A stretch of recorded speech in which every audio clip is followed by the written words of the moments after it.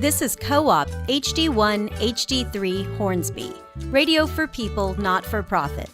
Welcome to Volumes, the Austin Public Library radio show.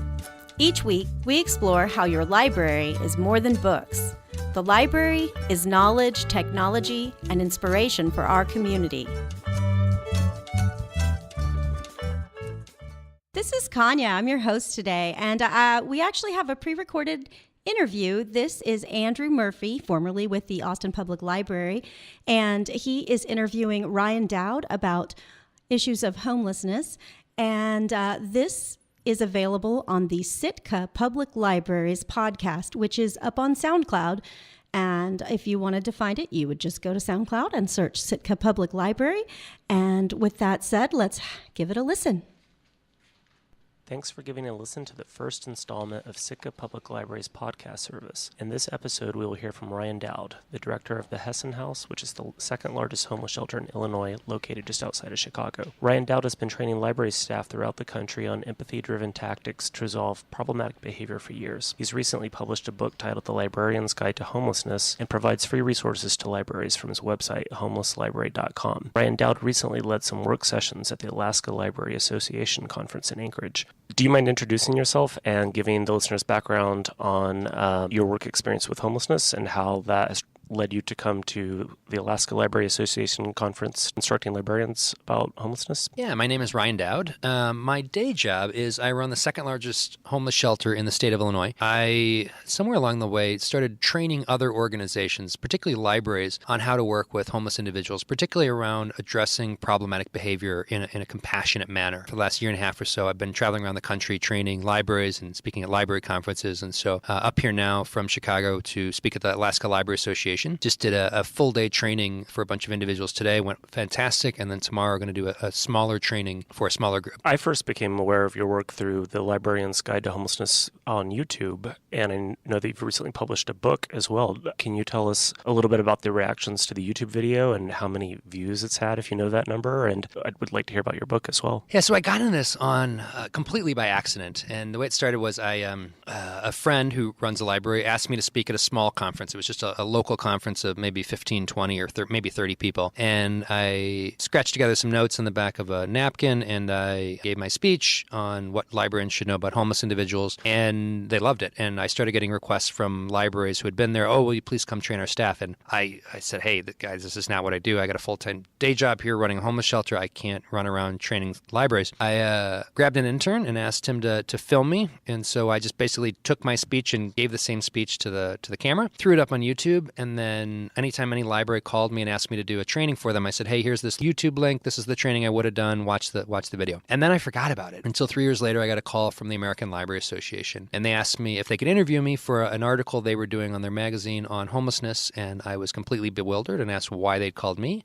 And they said, well, because of your video. And I said, what video? And they said, your video on homelessness in libraries. And I said, what video on homelessness in libraries? And I'd completely forgotten that I'd done this video. And they said, well, your video that's now being used as training across the country at libraries. And I was baffled, and I kind of went back and looked at it and realized at that point I think it had maybe 12,000 views. 15 new people were watching it a day, and I was blown away because, again, I had only given the link to maybe 5 people. And I felt a little bad because the video, it really wasn't my best attempt at training libraries on how to work with homeless individuals. And so I went back and put a couple hundred hours into building out a much fuller training, and the result of that was, but I do feel confident going around the country and training individuals on the specific techniques and tactics on how to adjust problematic behavior, but how to do so in a compassionate manner. It started with this kind of dumb YouTube video that I cringe now to watch it. It ultimately led to writing a book for the American Library Association. So the book's title is The Librarian's Guide to Homelessness, and it just came out in January. And so far it's had really, really good reception. I've been very pleased with how it's been received in the library world. Kind of the craziest thing to come out of it, though, is that Emilio Estevez reached out to me. He just made a movie about libraries and homelessness that will come out sometime later in the year called The Public, and it's a great movie. He reached out to me, and we got to talking. He invited me out to the Santa Barbara Film Festival to see the world premiere of this movie. And so went out there, ended up getting a chance to talk to him, have coffee with him for a couple hours, and ultimately now we're working together on a couple of different projects. And so what started off as just this kind of little side project to help libraries has really, really blossomed into this exciting opportunity to help libraries on a larger scale and work with Emilio Estevez on these issues. And now it's even going beyond that and starting to train police departments and fire departments and school districts and homeless shelters, again, on the same techniques of how do you work with problematic behavior from homeless individuals, but do so in a way that is compassionate yet effective at addressing the problematic behavior. I'm really curious to hear your personal opinions on, as someone who runs a homeless shelter, but has also now taken on the role as a public educator for all these city departments on compassionate training regarding homelessness. Earlier in our training today, you acknowledged that homelessness is still going to be an issue in 10 years, 20 years, and 30 years. I'm wondering if there's ever an end to homelessness or like a vast reduction to the number of people sleeping on the street, or is there lower hanging fruit that's more achievable in the immediate future? I'm just curious to know what your personal opinions are on what we can actually achieve and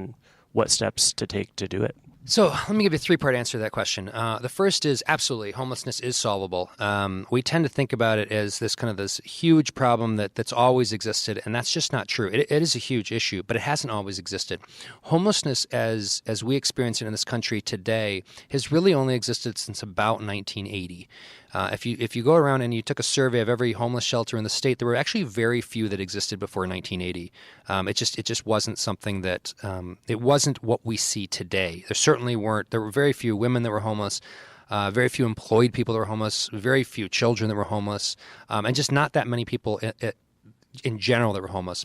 And so in the 80s, a couple things started to shift. The economy, the job market started to shift. The way our country addressed mental health issues got completely stupid.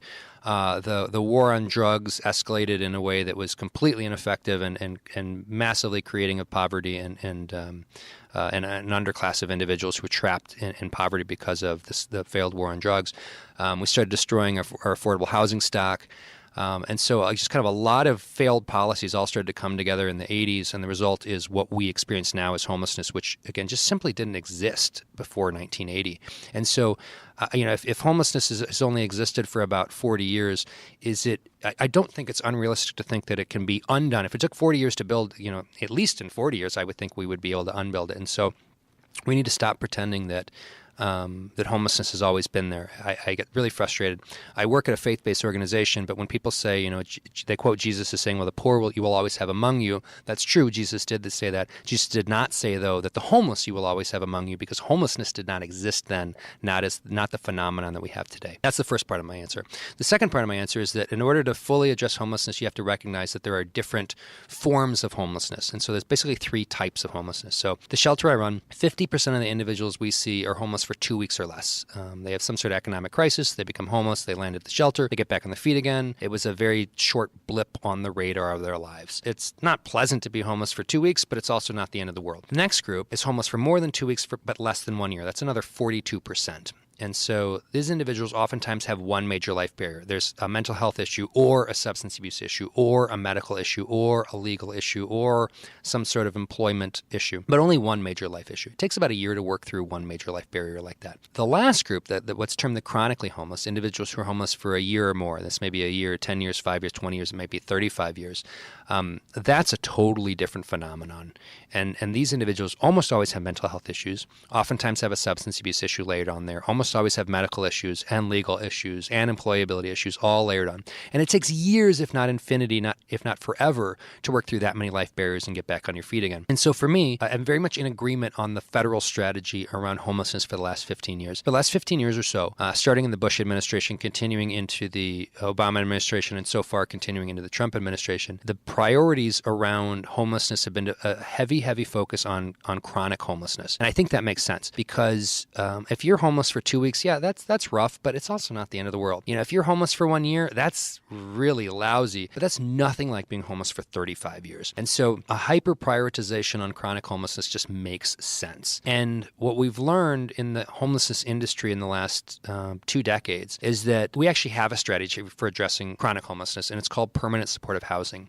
And it is completely nonsensical and brilliant all at the same time. And it's nonsensical because basically the model is you take someone who's been homeless for 10 years, 20 years, 30 years, living under a bridge, and you just give them an apartment. You pay for the apartment 100%. You pay for the utilities. You pay for everything. And then you send a case manager out to work with them in their apartment. And you don't require them to get clean, sober, sane first. You get them in the apartment and then you work on the issues. And it's nonsensical because it's so against our American ethos of pull yourself up by your bootstraps. And the goal of this is not to get them independent. The goal of this is to keep them housed. And so on its face, it makes makes no bloody sense, but it's genius. And here's why it's genius. The first part is that it actually saves society a ton of money. So chronically homeless individuals, particularly, if the mental health issue is there, cost a fortune. And so these individuals spend an enormous amount of time in ambulances, in the emergency room, working with police, in jail, in front of judges. And all those systems cost a lot of money. And so what it turns out is that, an average homeless person, I don't know what the most current statistics are, but in many communities,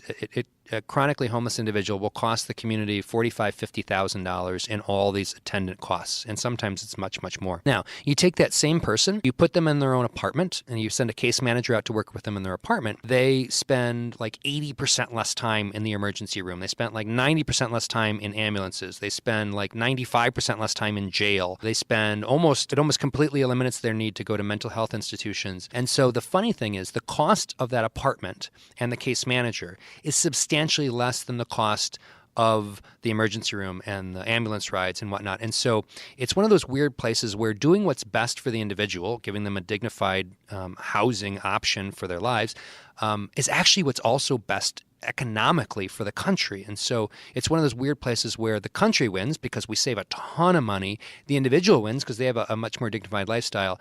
And it's one of those exciting things in our country where both sides of the aisle tend to appreciate this. The Democrats tend to appreciate it because it's a more compassionate approach, and the more fiscally conservative Republicans tend to like this because it's the most fiscally responsible way to handle homelessness. And so it's weird that with chronic homelessness, managing it is really expensive. Solving it is way cheaper. And so for that chronically homeless population, we have a solution. We just need to scale it up as a country. And that's really exciting. The other piece I wanted to address, you're going to have to cut out because I don't remember what it was. Fair enough. Regarding housing first method, a lot of the experts seem to agree that that's the best approach. It's most cost effective. There's also a revolving door between the prisons and streets. But even when city governments seem to agree that that's the issue, they still have that barrier of the public perception of giving somebody a free house. Do you see a solution to that issue? Is there something the libraries can even play a role in? Yeah, education. I have talked to many, many politicians about this issue, and many of them are concerned about, this doesn't seem fair. We're going to take somebody who spends a lot of time, what appears to be abusing the system, and spends a lot of time in jail and whatnot, and we're just going to give them an apartment, and we're not going to make them do anything for it. And I've never failed after enough dialogue to help that person realize, kind of get past that and focus on what does society really benefit from here? Society benefits from a cheaper system here, and even if you don't want to help this person, if it feels wrong to you to help this person, then help society. Help society save money on ambulance rides. Help society save money on emergency room visits. Everybody wins on this. And if you're willing to cost society money in a misguided effort to make sure that no homeless person gets a free lunch, well then, that's not actually a fiscally conservative approach. But that's not been my experience. My experience is that once people understand the numbers and they realize that this has been researched extensively, there are research projects from around the country that have analyzed this in excruciating detail, and the outcome is always the same. It is cheaper to employ a housing first approach and permanent supportive housing when dealing with chronic homeless individuals than it is to do anything else by a wide margin, including to do nothing. To do nothing is way more expensive than to employ some resources on apartments and case managers for the chronically homeless. Now, this isn't true for the entire homeless population. Somebody's homeless for 2 weeks, you don't just offer them an apartment. Somebody's homeless for 6 months, you don't just offer them an apartment. If somebody's been homeless for 5 years, at that point, we just need to acknowledge that they have some significant barriers to getting back on their feet again and address the root cause of their homelessness, which is the fact that they don't have a home. And then once they've got the home, now we can start working on those other issues. And so mental health issues tend to calm down when somebody has a secure place to go every night. Individuals who have substance abuse issues tend to reduce the volume of substances that they use once they have a home. There's this weird phenomenon where homelessness there's a chicken and the egg. Does substance abuse issues cause homelessness, or does homelessness cause substance abuse issues? And the answer is both. Yes, you use enough substances, there's a chance you're going to become homeless. But once you become homeless, the despair tends to create conditions for using more substances. Similarly, does mental health issues cause homelessness or vice versa? Well, it's both. Definitely, individuals struggling with paranoid schizophrenia, they're more likely to become homeless. But individuals, once you become homeless, are much more likely to have mental health crises. And so the conditions of homelessness tend to trap individuals in homelessness. It's It's a lot harder to get out of homelessness than it is to stay out of homelessness. And so once somebody's become homeless, there's oftentimes they're trapped. And so particularly if somebody's been homeless for 5 years, they're trapped. And so when we get them out of homelessness by, again, providing the apartment and sending the case manager out there, the result is that a lot of these other issues that we thought were just kind of endemic to the person, we discover that they're actually a result of the homelessness. And once we remove the homelessness, these other issues start to go away. Not necessarily 100%, but they definitely reduce. All right. So that has been an interview with Ryan Dowd and Andrew Murphy. And we're going to listen to the second half of that interview right after some messages. Right now, we're going to hear about some teen events that are happening at Austin Public Libraries throughout Austin. And then stay tuned after that for the second half of our program. Hey there, Austin. Teen Program Specialist Michael Harley from the Downtown Central Library here. Looking to try the latest video games and systems? The Central Library has hit the start button with Game On.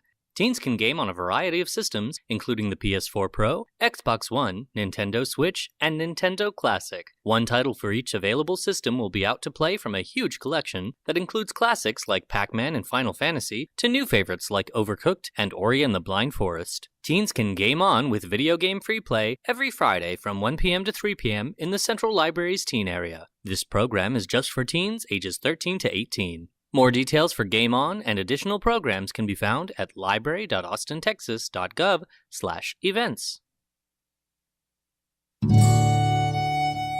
You're listening to Volumes, the Austin Public Library radio show on Co-op 91.7 FM and KOOP.org.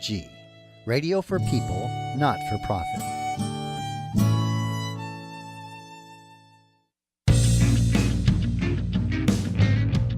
Support comes from East Side Pies, local pizza with local ingredients. 3 locations around Austin: East Side off Rosewood, Airport and 53rd, and Anderson Lane. Take out or eat in. Online ordering now available at eastsidepies.com.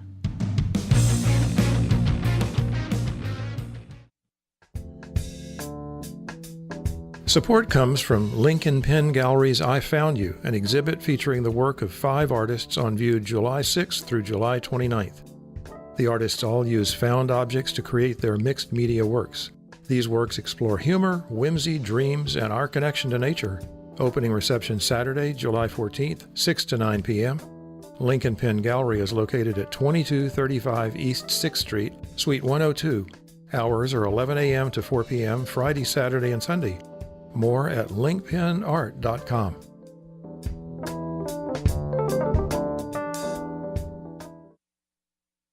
And forgive me if this question's too uncomfortable, but earlier today you mentioned since you've worked at the shelter outside of Chicago, there's, I believe, 4 individuals that have been there the whole time that you've been there. And I'm just curious if you have any personal hope for these individuals to make it out, or just without getting too personal about their individual needs or barriers, but I'm just curious if you are optimistic about their situation. Yeah, I started working at the shelter in 1999, and there's still 4 people in the shelter who've been there longer than I've worked there. And so that's a kind of personal crusade of mine that I'll feel better when there's nobody that predates me living there. So the problem we've run into, not to get too technical here, is that with permanent supportive housing, one of the challenges is that if you're working with private landlords are not always thrilled to work with the most vulnerable. And so all of our permanent housing stock that we have right now for the organization is through private landlords. And so these 4 individuals, there's no landlord's going to work with them. Starting late this year, we're adding on-site permanent supportive housing where we own the building and we get to choose the tenants. And so we will specifically go to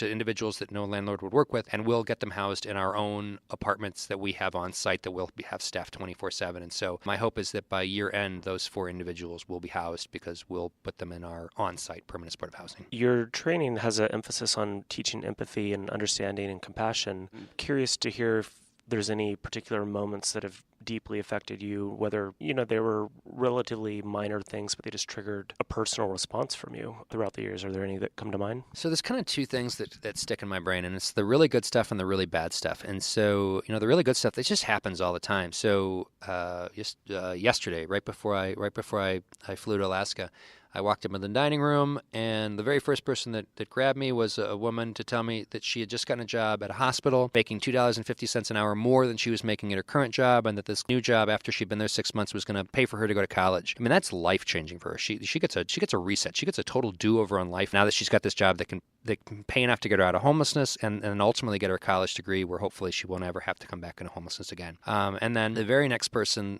stopped me, was asking if we could help him because he was moving out the next day. So he was moving, I guess that's today. And so, those little things where it's like, somebody comes up to tell me that they just got a job or that they're moving out or that they've met a sobriety milestone, that happens all the time, and that really keeps you going. The other thing that tends to stick in my brain is the bad stuff, and so it's when we lose someone, when they pass away. We on average have 1 to 2 people per year pass away in the shelter, and so it's usually in the middle of the night somebody has a heart attack, and so I've got to meet the coroner there at 3:00 in the morning to help them with the body. It's when somebody freezes to death or drowns, and the family comes and they want to go see where their loved one passed, and so I have to escort them out to show them where their family member froze to death or drowned, and literally be with them when they see the spot where it happened. Or one that stuck in my brain was coming into the shelter. It's about 7, 8 o'clock in the morning, and I find this teenage girl just sobbing, sitting on a picnic bench in front of our building, and she's got a couple garbage bags around her, and it takes me a few minutes to calm her down to the point where I can even understand what she's saying. And once she can finally talk again, she tells me she's 17 years old, and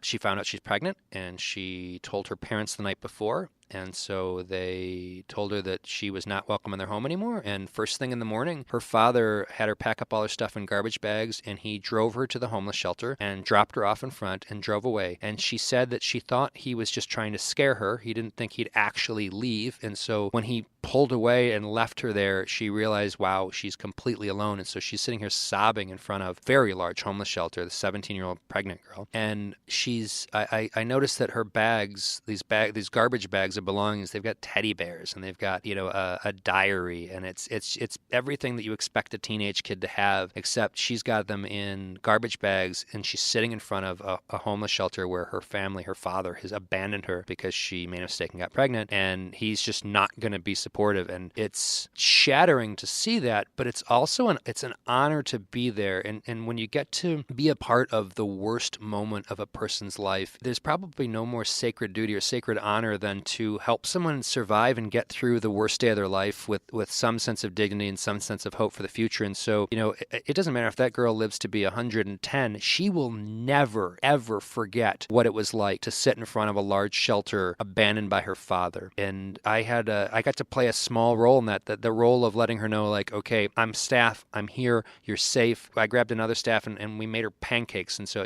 she'll probably never look at pancakes the same way. And so, could I solve all of her problems? Absolutely not. But in that worst moment of her life, we got to make it just a little bit better, a little bit less scary. For me, that's really why I do the work, is that we have this opportunity all the time to play a role in the worst day of a person's life. And the day someone becomes homeless is oftentimes, if not usually, the worst day of a person's life. And so we get to be there for that. We get to witness that. We get to help lessen the sting of that. And then we get to be with them when they move out of the shelter, which is oftentimes the best day of their life. And so it's this very, very emotionally intense experience where you get to walk with somebody in their journey from the worst day of their life to the best day of their life. And there's really, really nothing else like it. Shifting gears, this may even be my final question. I'm curious, you mentioned earlier that the population of homelessness really exploded in the 80s. And I know that beginning in the late 70s, a lot of the state hospitals, the mental institutes were deinstitutionalized without really any outpatient services, which, they kind of had a negative image to, like you think of One Flew Over the Cuckoo's Nest and things like that. I'm just curious, with all the discussions of mental health going on in the country right now, what your opinion on mental health and resources is for individuals that are homeless. Oh, you really know your stuff. So in the late 70s and the 80s, we shifted from an institutional model, which was not appropriate. One flew over the cuckoo's nest. Absolutely. And, these kind of very dehumanizing, very dark places where we just kind of warehoused individuals with mental health issues. That was not a win. That was not a healthy way for society to address mental health issues. The theory was, okay, let's take these insanely expensive institutions because they cost an enormous amount of money to run. Let's shut them down. Let's shift these individuals out into the community, and let's take all that enormous sum of money that we were spending on the mental health institutions, and let's put it into resources in the community so these individuals can live in the community. And that was a really, really good idea. There just wasn't the follow through. We saved money by shutting down the institutions. We did not shift the money out into the community. We basically just kind of dumped individuals on the street and left them to fend for themselves. And probably more than anything else, that is responsible for creating homelessness as we understand it today, particularly chronic homelessness from individuals struggling with mental health issues. Yes, so that's true. Now, where are we today? I see some signs of hope. And part of the reason is that the ACA, Affordable Care Act, Obamacare, expanded Medicaid. And all of a sudden, all these individuals who previously had not been eligible for Medicaid now all of a sudden were eligible for Medicaid. The funniest thing happened, what the system realized is that, wow, these individuals with mental health issues can be fairly expensive. They spend a fair amount of time in the emergency room, which is a really expensive model. But if we can create teams to work with these individuals outside of the emergency rooms, it is way, way, way, way, way, way, way, way cheaper. And so what we're starting to see is communities create these, almost rapid response teams. So we've got one housed out of our shelter run by another organization where it's a 4 or 5 person team, and they've got a relatively small caseload, let's say 16, 20 people for the 4 of them. And their job is to make sure this individual gets what they need and to navigate life so they don't end up in the emergency room. So they don't end up in these much higher expensive services. And they are way, way, way cheaper than emergency rooms. And so it's, again, one of those exciting places where society saves money by doing the right thing. Society actually saves money by giving these individuals the care they need. And that's probably the most exciting shift in the last 10 years is this hyper focus on, what are we doing where there's an easy win here, because ignoring the problem is really expensive and solving the problem is a lot cheaper. So let's shift money from these really stupid, non-solutions into actual solutions. And so we're starting to see more creative, exciting solutions to profound mental illness amongst the homeless population. Is it sufficient? No, it's not even remotely sufficient. But it's a start. It's movement in the right direction. And I feel like as a country that we did a bunch of things in the 90s and maybe the early 2000s that made sense but weren't based on research. And now we increasingly say, let's actually make sure that what we're doing doesn't just make sense, but it actually works. And that's been a really exciting development around homelessness and around mental health in the last decade-ish or so. Thank you. Actually, I have one more final question, but it's kind of generic. I'm just curious if there's one message you would like everyone in the country to know about homelessness, what would it be? So, yeah, I'm going to talk about the causes of homelessness, which I think is not oftentimes what we think it is. So if you talk about the chronic homeless population, individuals who've been homeless for long periods of time, a year or more, the answer is a little bit different than other individuals because we tend to think, they just need jobs. Well, that's not true. Somebody with paranoid schizophrenia, they don't just need a job. They need substantial mental health support.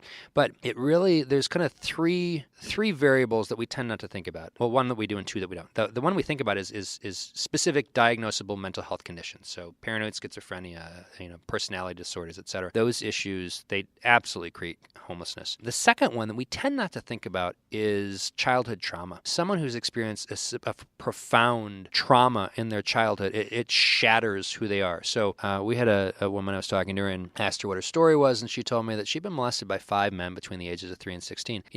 If that's your experience, if that's happened to you during those formative years, you're not broken, you're shattered. And that doesn't get put back together at all, much less easily. And so we tend not to think about that because you can't necessarily put a clean diagnosis on there. That's not schizophrenia or bipolar or depression. That's, man, you were really, really messed up as a kid in a substantial way, and you'll never be the same person again. And those of us who've not experienced that level of trauma just simply can't comprehend how damaging that is to the person in a really substantial way. And so until we start getting really, really serious about how children in our country are treated, unfortunately, that's going to keep creating the conditions for adult homelessness. The third thing, though, is in addition to the systemic poor policy decisions, so as I mentioned earlier, destruction of affordable housing, failed war on drugs, deinstitutionalization, et cetera, that all definitely created homelessness. But kind of arising alongside that, parallel to that, is a shifting American culture that it's becoming more and more hyper-individualized. And so, in 1960-ish, if your crazy Uncle Harry drank a little too much, you'd let him crash on your couch, and if he, pushed it too far, you may ask him to leave for the day, but then you'd let him come back. Well, fast forward a few decades decades in the much more hyper-individualization of society and much less sense of personal responsibility for extended relatives and sometimes even non-extended relatives. And now,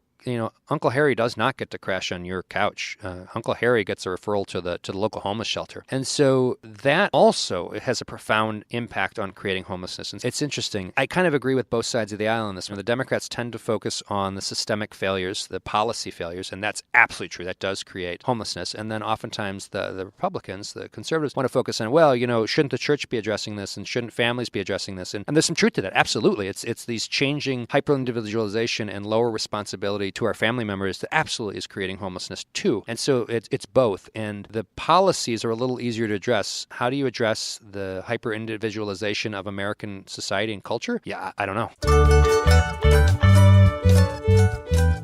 Thanks for listening to Volumes, the Austin Public Library radio show. Special thanks to our producer, DJ Harris, and to the musicians who composed and performed our original theme song, Andrew Noble on violin, Kirk Duvall on guitar, and Mike Wheat on percussion. And thanks to you, our listeners. Volumes, the Austin Public Library radio show, airs Wednesday afternoons at 2:30 on Co-op 91.7 FM and KOOP.org. If you catch us mid-show, full episodes and other details can be found at library.austintexas.gov/volumes.